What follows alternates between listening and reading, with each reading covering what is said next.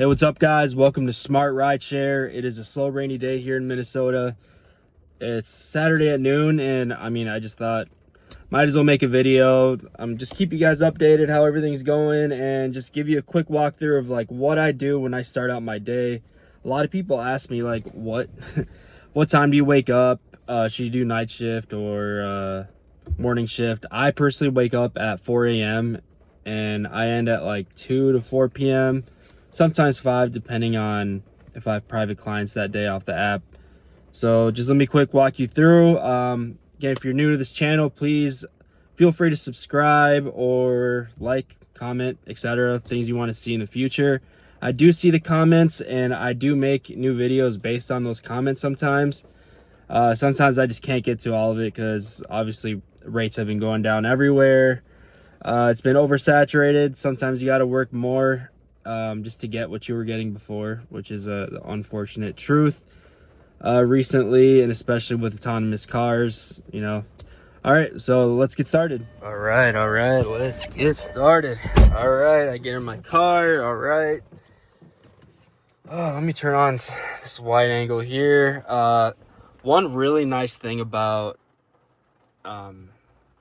just having this iPad in my car, which I'll have a link in the description of how I get this iPad up, and I also have other videos that explain just how to get this iPad up in your car, because it helps me out a lot in how I start out my day. Like, I will have the weather here right before. I'll check how hot it's gonna be. Like, obviously today it's been raining all day. We got a bad storm at like 1 a.m. So we got about 1 inch of rain today. That's crazy. And any kind of like weather related things throughout the day I have to worry about, I just make sure to notch that in. So that's the first thing I do, just because like I feel like that's really important.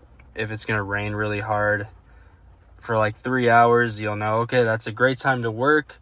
Or if people are saying like, oh, that's a bad time to work, there's gonna be massive flooding, then you know what, maybe it's worth it to just stay home those 3 hours and just work hard the other hours. Here's the second thing I do is, it's still the weather. I'm kind of a weather nerd, so this My Radar app on the iPad or iPhone, it's also on Android, so if you have like an Android tablet in your car, etc., you can view all that stuff. I like to just view this next 2 hours forecast just to know when rain is coming, and I also can see like throughout the day right here. I don't know if you can see. You can see throughout the day when rain is coming. Obviously it seems pretty light. We did get hit hard last night. And then I have my calendar widget here on my iPad. I just look through if I have any clients that day. I just like to put it in my calendar just to really make sure I don't miss anything, and I'm always looking at it here. And then sometimes when I start, if I'm not too energized, I'll just go on YouTube here and I'll just look at a few YouTube videos before I start. I'll just sit in my garage, like parking garage, and just see what there is. And then I do have a second phone for Uber and Lyft, so I'll be right here. Oh, so I'll go on.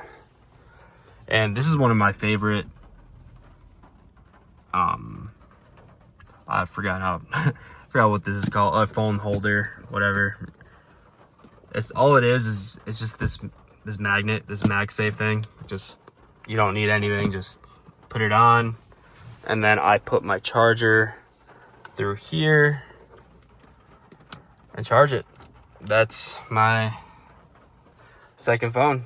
I'm recording on my phone, so otherwise I'd show you my other phone. And yeah, I'll hit start, just scope out how the rest of the area is. It seems pretty busy, but recently it's just been, I've been getting these a lot, just deliveries that I don't want. I don't even have deliveries on. But yeah, I have Uber X, Uber XL on there, and then I have Lyft. I'll turn that on. And yeah, pretty much just scope it out. There's almost never surges on Lyft or Uber, so I normally don't look at that too much anymore. But on iPhone, it's just really easy to go back and forth. Right here, whenever I ride there, I turn off the other. That's pretty much all you need. It's not that complicated. I'd say the hardest part about starting out Uber, like you're a new driver, is just that nervous factor of like when just seeing people or worried about being too weird or you're doing something wrong, because everyone's taking an Uber. Everyone knows how to like just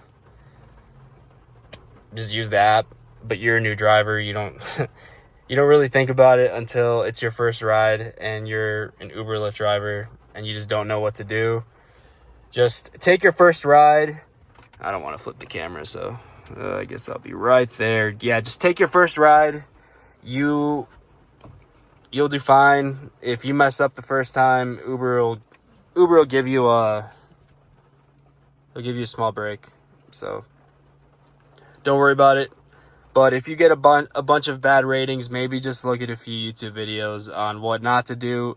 I have a video also of like the realistic way to get tips, because a lot of people sugarcoat or just read off of like some AI generated list of like how to get tips. But realistically, like there is some real ways to get tips. Like here's my car. It's very clean.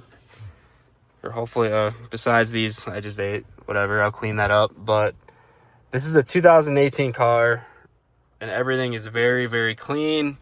Seats are clean. I'm not sure if this will be able to view good back there, but everything is clean.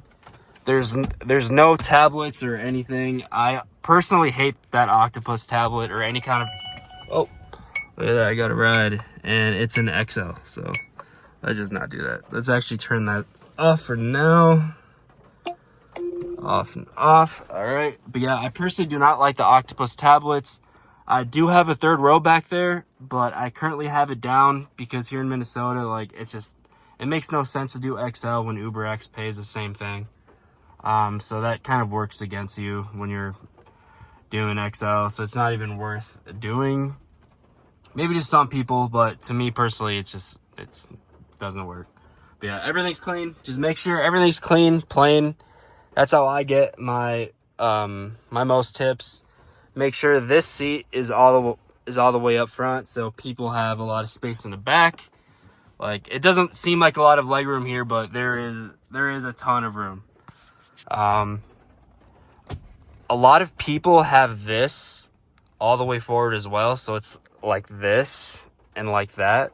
I personally do not like that, because it just looks silly. People know you're an Uber driver. Sometimes it like harnesses your vision over here on this side. It just looks a little silly. Like there's just so much space for them. Like they really don't need it. All you need to do is just at least just put this all the way up front and make this look like a normal chair. Because if this is up forward, I don't know.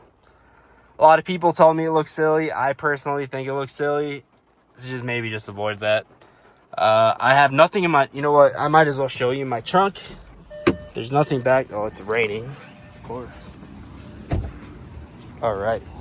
Oh, let's hide my license plate. Y'all don't need to see that. All right, all I have is this roadside assistance bag. Otherwise, it's all clean. All clean. All clean. Alrighty. Well, and those are just the basics of starting out as an Uber driver, Lyft driver. Just stuff you should have, how you should start out your day. You should always analyze like where you should be in certain days. Oh, one thing I also forgot to say, you should always look at events in the area as well, just to know where to be or where to avoid, road closures, etc. Because like here in Minnesota, stuff changes all the time. Roads close all the time. So just make sure you keep on top of that. And if this is your first time here, please think about subscribing. I post my earnings on here.